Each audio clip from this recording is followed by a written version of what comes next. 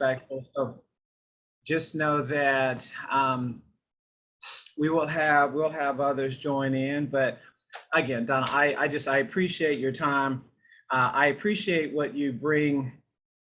Again, I'm sure to those that you serve there in that region, to what you bring to the Pivot Shift group. Like I said, just the respect. Now, I do want to know, am I misplacing this, but where did the auntie come from?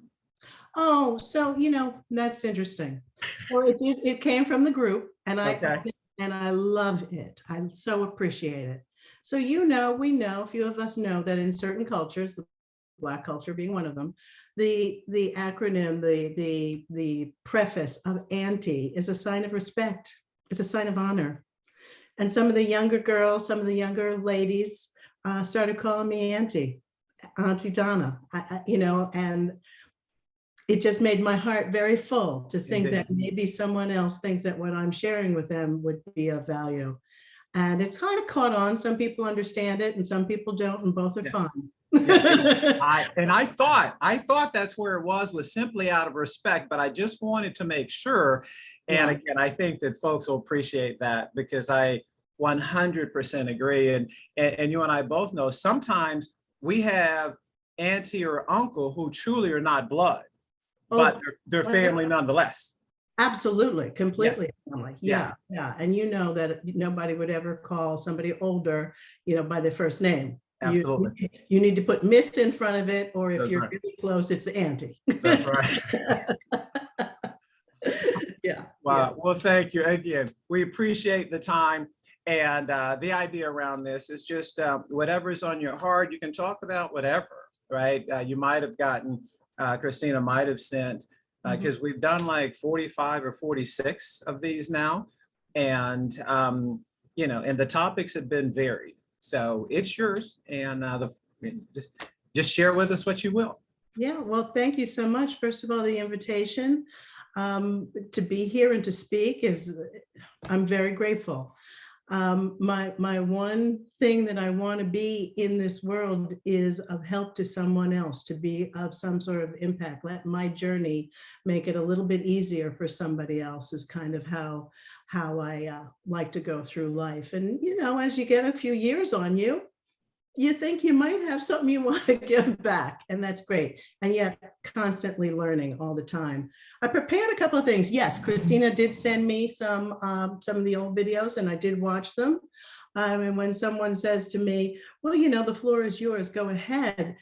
That's both a blessing and a curse, because I had a lot to talk about. And then, I got to narrow it down. So I did. So narrow it down, I did. And we're going to talk about a couple of things that I hope you'll find interesting. It also gave you a little insight into how I think about things, what I think is one of the cornerstones of getting to your big why, your value proposition, all those sorts of things. Know thyself. And first of all, welcome to my home. I do all my Zoom calls from right here in my living room. And yep, that's my son there, and some cards and some art and everything. So welcome to my home. I wanted to share a quote that I actually saw on somebody else's Facebook page. I think it was yesterday, and it just spoke to me. It kind of leads me into what I want to talk about. And it says, success is no accident. It's hard work, perseverance, learning, studying, sacrifice, and most of all, love of what you're doing, or learning to love what you're doing. And the person who said this was actually Pele. Now, I'm not sure how many people on the call remember that Pele was one of the world's greatest soccer players. Thank you. Yeah. And, just an icon in sports. And I use a lot of sports analogies. I think of myself still as an athlete, though it was a long time since I played basketball competitive, but I did, and I still follow the game, the women's game. And so when I see somebody like a Pele, I think to myself, what's important. How do you get to be elite at what you do? We'll use athletes. We'll also use real estate agents. And I think one of the things that we have in common, or we could take as a lesson, is the fact that they have a routine of some sort where they practice what they do, and they practice it over and over every day. And the people who are, let's say, the starters, the first string, and maybe they're even seniors. I like the college game. They're even seniors, those starters. They show up for practice at exactly the same time as the freshman or junior who are trying to make the team. They're there to learn from, to guide, to hone, to really get in there and practice. I don't know if people know that the UConn women's basketball team, legendary. I don't know if you know that their practice, the people who they practice against are men. They do that so they level up. Bigger, taller, stronger, sometimes faster. That's their practice team. So what are they practicing for? That takes us to the morning routine, which you talked about a little bit, Ben. The morning call with James Shaw is part of my daily routine to level up and get better and make sure that I'm being as elite as I possibly can, not from ego, but for my clients, to make sure that what I'm bringing them is the highest quality service from being around other people. So it's 6 o'clock, my alarm goes off, 6:30, I'm on the Early Birds Talking Real Estate in Coffee House. Often I am just listening because I'm getting dressed and what have you, but listening is actually a great position to be in sometime. The next thing we do is we skip over to the James Shaw, the pivot shift call. Starts at 8, however, it actually starts at 7:30, where a lot of the talking and the connection building, that's where a lot of my referral partners are. I mean, be there. Gary Keller in the MREA, I think it's page 308, talks about the sequence of how your morning should start with a little prayer, little reflection, some hugging, some kissing, some laughter, some dancing. And I think we hit all of those things. We hit all of those things in the morning call. And then at 8 o'clock, we're ready to do business. Not that sometimes business doesn't come in earlier, but we're about business at 8 o'clock. And the people that you're now in the room with are at all levels. Somebody where the ink is drying on their license, all the way up to somebody who is in an MREA with, 10 people on their team, really crushing it and have been for a long time.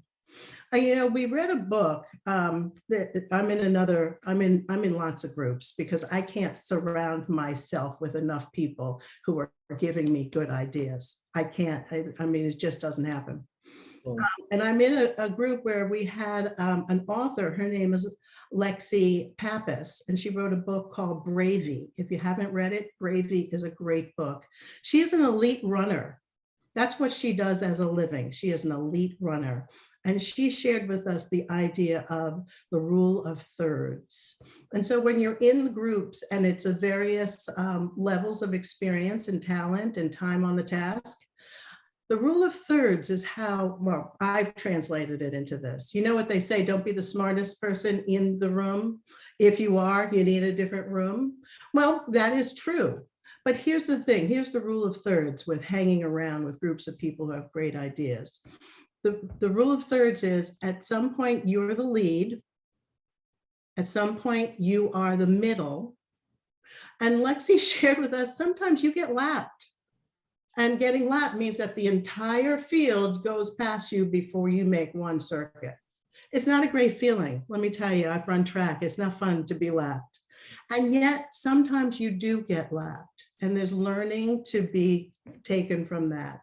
Being number one, being in the middle of the pack, or being in the back.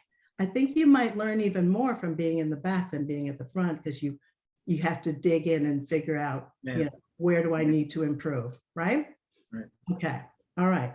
So the morning routine is that, and so after the call, after the Zoom call, many of us swing over to the Chris Hurley script and role play practice. If you haven't heard about that, I can give you links. And why that's important is, remember, we talked about showing up for practice. That's where we show up for practice. Now, if you have 100 listing appointments this week. You can show up to each one and you can practice on your clients. You might get enough experience. I don't know if you get the feedback, but you might get some experience saying the words. Instead, might I suggest you find a group that you can practice with other real estate agents and do it. I'm on the Chris Hurley one. Everybody is welcome. And there are some power hitters on there. There are people who you're like, well, why is Irene Karinsky from Canada? Why is she here? Why is Jess Starr here? Why is Jenny Wilbur? Why are all of these people here? Because they're elite at what they do. Because hearing it again and again and again, Irene, I'll go back to her because she was on the call this morning, and she mentioned that today is her anniversary. I don't remember, she said it was 31, at her anniversary of being in the real estate business. I don't remember if she said it was 31 years or 33 years, but whichever it is, that's a lot of time. And she's got a big business. She's got a great business. She still shows up every morning willing to learn, to practice, and to get out there and do it. And that goes back to the Pele part. The part that I love is loving what you do or learning to love what you do. So when I first started, I didn't love lead generation. There are a few people who's like, yes, here we go, we're gonna lead generate. And yet now I actually do. I do because I have jet fuel. I have a morning that is jazzed. By the time we're done with the script and role play segment, I'm ready to go. I'm ready to hit the phones. I'm like, yeah, put me in, coach. Put me in. I know what to say. I know, yeah, call on me. Seriously, that's not a joke. I mean, I love lead generate. It's like, because I'm competitive. I'm like, yeah, go ahead, ask me, go ahead, say it. There are times when I'm talking to clients, I'll be like, yeah, I know what's coming next. Go ahead. I'm ready. We're good. Yeah. So to get to that point, for me, that is, I can't lose. And it's the energy. We talk about the fact that I've got all those people sitting on my shoulder when I go into a listing presentation. It's not just my words. When it first started, and it still happens, I walk out and I'm like, who said that? Because it just becomes just part of you. It just comes out. And with that comes confidence. That's just like shooting a great layup. After a while, you don't even think, I'm going to do a twirl and do it up like that. You just get so in the flow that this is our job. Getting in touch with people is our job. Staying in touch with people is our job. Gary Keller talks all the time about building your database and loving on them, right? So Bree Pittman said this morning, she said that lead generation is a lifestyle. It's something that you have to get comfortable with. And you can make it fun. You can enjoy it. As it turns out, I did not know that. All of this brilliance that you're seeing flowing out of my mouth, it comes from other people. Very little of it is original, but I'm like, I could do that. Right? Wouldn't you love to see a role model and say, I could do that? Until I develop my strength, my courage, why don't I just be somebody else when I'm making my calls? Why don't we just do that? And as we get into that part, I want to let you know that this was my transition over to value proposition. Okay. So what do we bring? What do we bring? And that boils down to, who are you really? We can say that we bring, I want to help people, and I want to help them build generational wealth, and yeah, all of that stuff. But how? Why? What is it about you that is going to help this other person? So, if you do the GPS and you do the 411 and you do the whole quantum leap, if you haven't been on quantum leap, that is a great class. Hold on a second. Sorry, got a little dry there. Excuse me. if you haven't taken Quantum Leap or heard about it or read about it, it's an excellent class to really figure out who you are and what you want to accomplish, what you're bringing to your clients. It's ultimately important. Here's what I found out. My value proposition is I can often be calm when chaos is going on. I can fall apart later, but while we're going through it, I need to be the voice of reason. I need to be the adult in the room. It's not unusual for me to look at my clients. I don't care what their age is. And I work with a lot of millennials. I do. I think it's because, I play mother, which is okay. They're used to having, mother, father, some authority figure in their life. They're grown people. I don't treat them like children, but it's not unusual for me to turn to my clients, no matter what their age, and say, yeah, I see where we're going. Can I just play mother for a minute and bring them the value of the experience of having done this over and over again? I think in my bio, it said 20 years as a realtor, and that is true. 20 years as a realtor. It's also 20 years of experiences, stories, questions, concerns, and most importantly, solutions. My value proposition is, and if you're not familiar with this word, maybe Google, I'm a Sherpa. I am the guide. In the hero's journey, there's the hero and then there's the guide. If we think about Star Wars, the hero was Luke Skywalker, but Yoda, perhaps, or some of the other characters, they were the guide. They had the experience to help them. So the Sherpa is the person, when you're going to go over the Himalayas, you hire one to help you get from here to there safely with the fewest problems that with solutions to the problems that might come up. And when I say that, if you think about going over the mountains in the Himalaya, the weather could change. Who knows where we get extra food? Where's the best place to sleep tonight? See, that's what I bring to the transaction. I let them know that you're in good hands with me. I've done this before. I have a process that gets us to the closing table. I'll listen to what you have to say. I really will. And because you're an adult and you earn this money, you can spend it any way you want. We can even try it your way if you insist. I prefer we don't, but if you insist, we will. I know that I have the safety net. We're not going over the cliff. We're going to get there safely. We'll try another way around. So that is what I bring. And I think it's important to know what you are bringing when you're out there chatting with people. I also need to know right away, or as soon as possible, if we're going to be able to work together in the relationship. So I have to show up as my authentic self. This is what you get. If this isn't what you like, don't pick me. Do not. I'd rather spend the time looking for somebody who sees value in what I'm offering than to try to convince you of the value. I don't have that many days left in my life. I'm just saying, I have other things to do. So when I'm talking about value proposition, we'll go to the good book right here. And if you don't have this, please get it immediately, read it several times, not just once. It's on Audible also, which is great. Buy it and then download the audio version and just have it playing in your head. It can't hurt you, believe me. So there are a couple of things that they talk about, and these are part of my value proposition. I think possibility.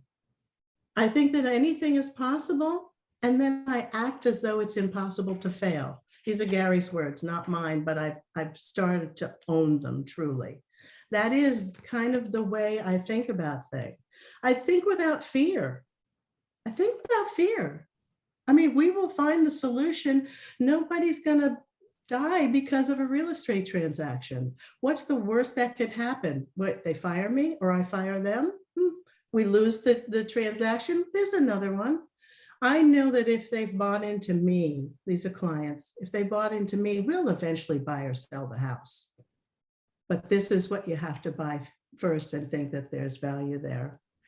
Here's my superpower. Think competitively and strategically. Yeah, bring that experience. Have an opinion. It drives me crazy lately with the market doing whatever the market is doing. And as far as I can tell, we're all real estate agents, and we will be today, tomorrow, and the next day, no matter what the market does. So we'll figure it out, right? I cringe when I hear real estate agents say, well, no one has a crystal ball. Well, really? So we should be following the market, the economy. We should be following, we know how people act, react. Basically, once you start getting some years under you, it really doesn't change all that much. So NAR does say that it's a high percentage. I mean, it's like 80% of the people who are realtors right now have never been through a buyer's market. So there's some learning. That's all that means. It just means there's some learning. Some of us are like, oh, that's right. Buy down interest rate points. Wow, are we back to that? Yeah, we are. Yeah, it's just a thing. It's not that big of a deal. But be thinking competitively and strategically for your clients. So I stopped playing basketball because I aged out of that. I still follow. I have courtside seats for UConn women's basketball. Go Huskies. I didn't go there, but I've adopted them as my team. I also show dogs competitively. I breed them, I judge them, I do all that kind of stuff. And I go up against my friends. And I have to sit in judgment when I'm the judge that day of my friends. You've got to be thinking strategically. We are allies, and we also can be competing against each other. And we still have so much to learn and to share. That's what I love about Keller Williams. Oh, by the way, the opportunity to grow at every turn. The last one, have standards is of course a basic, but the last one that really speaks to my heart is think service. And what I love about this, what Gary says, it's a little different from what we think of when we think service. It says think service, know the purpose of your profession. That to me is all the juices there. Know what you're doing. When you go to see your dentist or your surgeon or whatever, they know the purpose. They know why they are there. Do you? Make sure you do. You should know. Come up with an idea on that. And then just in conclusion, to wrap it up, put a little bow on it, I'll give you something to go forward with. Somebody on the call this morning said, we're in the season of gratitude. We're coming into the season of gratitude. You get your Thanksgiving. Well, you have Rosh Hashanah, you have Thanksgiving coming up, you'll have Christmas. There's all kinds of I'm grateful for you type holidays coming up. And she said, wouldn't it be nice if we don't all wait till one particular day to say thank you? She said, why don't we start sending, and anybody can do this, 2 notes a day to somebody and tell them why you're thankful for them being in your life, in your business life. You can get to your family and all that, that's great, but do it in your business life. Your referral partners, your past clients, your allied resources, tell them why you're grateful for them. I mean, ladies and gentlemen, let's think about it. They fund the life that we get to live. So why wouldn't we tell them how grateful we are for them? That's all I got. Donna, all you got, sweetheart. My slogan is I bring the meat every week, and you've done just that. Thank you. I love it. I can tell you, Donna, 2 things. I heard a few things, and practice is one. I mean, we must practice, and you and I both know that for the remainder of this year and definitely into 2023, we must sharpen our saw. Absolutely. Got to do that. Then that brings confidence. So then you can put me in, coach, because I'm ready, right? I love that. Stay ready. Right? And finally, I can tell you, you're respected. You're the adult in the room, and I 100% concur that no matter the age of my client or the experience, and I don't care if you've bought 20 homes, I've helped buy and sell 2,000-3,000. So I am the expert, and I'm confident to inject what I need to. And more importantly, what I heard was solutions. Solutions is what I heard. That's what you also bring to the table. Yeah, that is actually what they hire us for. Absolutely. Yeah. Absolutely. And here's the thing, this market that's coming, all the changes that may happen, I'm grateful for them. That's job security. That's absolutely, if this was easy, they really don't need us. They need us for when it is not easy. They need us for guidance and for direction. And like you said, Ben, we've done this hundreds of times before. Yeah, let me help you. Wow. I see, I hear, I feel the respect. You are truly the auntie. I can tell you, of all the folks that I've had on, no one has made me feel more secure. And again, it's truly out of respect. I would absolutely your auntie all day. But I think that's what your clients pay for. That's what they get. Think service. I can assure you, you deliver that all day, every day. And we appreciate your 20 minutes sharing with us today. You have honored us. Guys, again, I just saw Christina posted anything up in the Connecticut area. Absolutely. Trust me that Donna will treat them like family. And that's all we want. That's all we want. That's all. They're in good hands with me. Absolutely. Now, here's the thing. I'm Fairfield County, Connecticut. You may not know what that means, but still, if you think of Connecticut, send it to me. I will tell you who works that area if I don't. I'm not looking to go outside of my territory. I'm very happy with my market and my market share, but I refer to those people as well. So yeah, think of me for Connecticut. I will set you on the right path. Well, community, again, is so important. Sweetheart, I love you. I look forward to meeting you in person. Yes. Not sure. I'm going to be up in your direction on Sunday at the Fall Masterminds in Boston.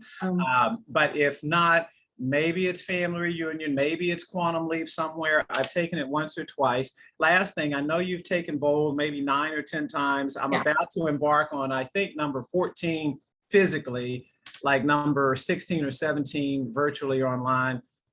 It's an amazing way for me to finish the fourth quarter.